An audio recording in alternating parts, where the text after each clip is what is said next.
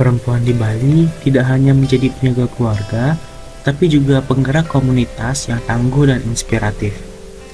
Hari ini, kita akan berbincang bersama sosok luar biasa, seorang pemimpin perempuan yang telah mendedikasikan waktunya untuk membangun solidaritas antar istri dan ibu rumah tangga. Dalam wawancara ini, beliau akan membagikan kisah perjalanannya, tantangan yang dihadapi, dan harapan besar untuk perempuan Bali ke depan. Selamat menyaksikan. Baik, yang pertama mungkin bisa Ibu ceritakan bagaimana awal mula keterlibatan Ibu di Paiketan Krama Istri hingga akhirnya dipercaya sebagai ketua. Baiklah, awalnya sesuai dengan Perda 4 tahun 2019 tentang desa adat, di mana di dalam desa adat itu dibentuk lembaga-lembaga yang salah satunya adalah Paiketan Kramo Istri, dengan tujuan Paiketan Kramo Istri ini sebagai ujung tombak dari program pemerintah daerah yang berkaitan dengan kegiatan adat istiadat, budaya, dan agama. Dan secara ex officio, ketika seseorang tokoh masyarakat yang menjabat sebagai bandeso adat, maka secara otomatis istri menjadi ketua Paiketan Kramo Istri. Baik, selanjutnya itu apa sih yang mendorong Ibu untuk terlibat aktif dalam kegiatan sosial kemasyarakatan, khususnya di lingkungan perempuan? Yang pertama-tama karena memang menjadi tugas kita, karena seperti yang saya sampaikan bahwa secara ex officio suami menjabat menjadi bandeso adat, maka istri menjadi ketua Paketan Istri.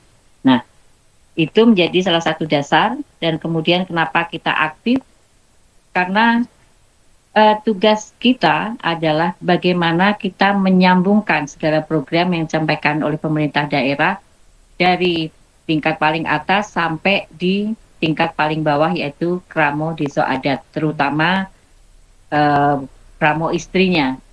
Tentu saja kegiatan-kegiatan itu tidak akan pernah lepas dari bagaimana kita menjalankan kehidupan di masyarakat secara adat Bali. Tentu saja tidak lepas dari Trihita Karananya. Nah, kalau boleh tahu Ibu, apa saja sih tugas utama yang Ibu jalankan sebagai ketua Paiketan Krama Istri ini? Tugas utama kita adalah mengkoordinir dari semua kegiatan ibu-ibu atau kramo istri di desa adat, terutama kegiatan-kegiatan yang berkaitan dengan kehidupan beragama, tidak pernah lepas dari yang namanya adat istiadat budaya dan agama. Itu yang menjadi paling utama dalam tugas kita.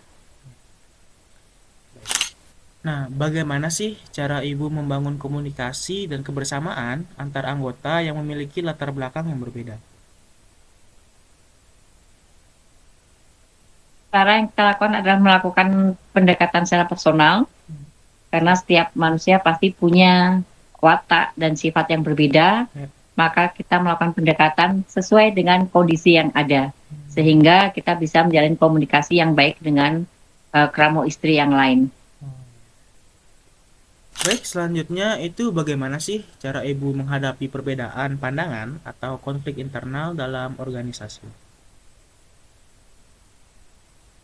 Di dalam organisasi kita, Paiketan Kramo Istri Desa Adat, kita melakukan setiap bulan melakukan pertemuan, artinya ada evaluasi dari setiap kegiatan yang sudah kita lakukan beberapa waktu sebelumnya. Di sana kita akan melakukan rapat kecil dengan kramo istri yang lain. Di sana kita akan menyampaikan kendala yang kita rasakan bersama atau apapun yang menjadi rencana kerja kita ke depan, kita carikan solusi agar kita mendapatkan satu persepsi yang sama dalam menjalani kegiatan di setiap kegiatan kramo istri di desa adat. Nah, sejauh ini program apa yang menurut Ibu paling berdampak bagi masyarakat? Kalau kita bicara program yang paling berdampak sekali untuk saat ini adalah bagaimana kita sama-sama belajar memahami konsep kehidupan beragama sesuai dengan pakem-pakem secara Hindu Bali. Jadi kita belajar bagaimana menata upacara-upacara yang kita lakukan itu dengan upacara sesuai dengan tingkatan dan kemampuan dari masyarakat sehingga masyarakat tidak terbebani. Itu salah satu yang sedang dipelajari atau sama-sama kita sedang pelajari di desa adat adalah bagaimana kita membuat upekara yang sesuai dengan kemampuan yang bisa kita laksanakan tanpa harus menghabiskan biaya yang besar. Nah, apa aja sih tantangan terbesar yang pernah Ibu hadapi selama memimpin Paiketan Krama Istri ini? Tantangan yang terbesar adalah ketika kita memimpin suatu organisasi yang dimana kita juga berangkat dari pengetahuan yang sama-sama dari nol.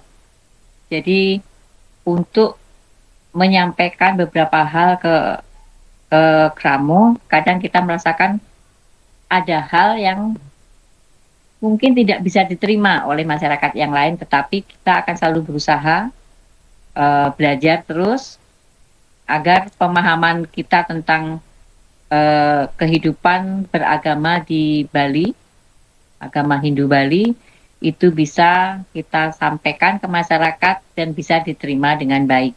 Terutama bagaimana cara kita membuat aturan-aturan atau sesaji yang tidak memberatkan masyarakat nantinya. Baik, untuk pertanyaan yang terakhir, perubahan apa sih yang ingin Ibu lihat di komunitas perempuan Bali dalam 5-10 tahun ke depan?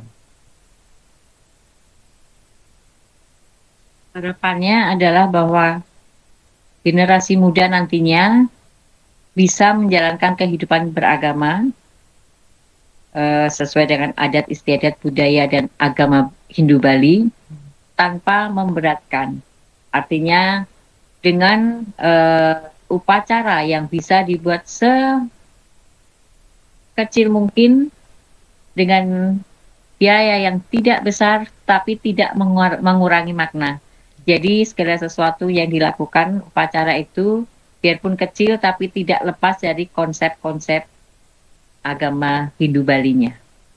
Jadi untuk generasi ke depan, generasi muda selanjutnya, agar mereka tidak merasa berat untuk menjalankan kehidupan beragama di Bali.